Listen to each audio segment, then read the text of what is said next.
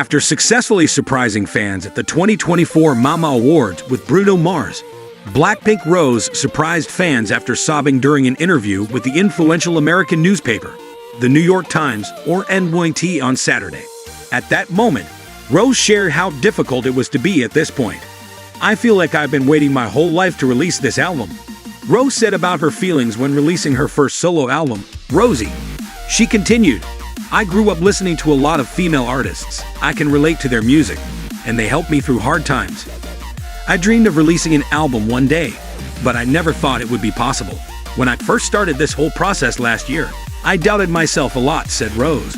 Since she was young, Rose has learned what sacrifice is. Born in New Zealand to Korean immigrant parents, Rose then moved to Australia when she was 8 years old. In 2012, when she was only 15 years old, she auditioned for YG Entertainment on the recommendation of her father. She was accepted and began her life as a trainee. Rose described her trainee days as a lonely time. She said, "I didn't understand the loneliness I had to go through. It was traumatic, but I persevered," Rose revealed.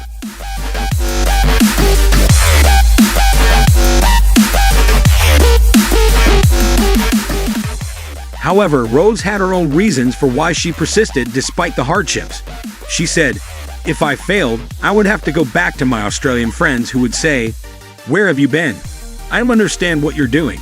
And maybe because I had come too far, I didn't want to go back to Australia and explain the whole process of my failure," Rose continued.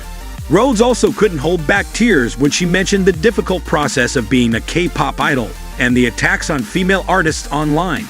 The idol, who was born in 1997, shared the most difficult moment during her time as an idol. K-pop fan culture. "We are always trained to present ourselves in a perfect way. And it's the same when we communicate with fans online. I make everyone look like a perfect girl," she said. "I have a huge personal desire and need to make music that I can relate to, the albums that I grew up listening to. I think artists need to be vulnerable to do that. But we're not trained to talk about our emotions, feelings, and experiences."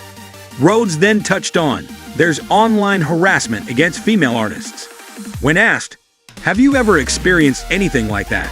she burst into tears. Rose called songwriting a way to protect herself from all forms of harassment and bullying.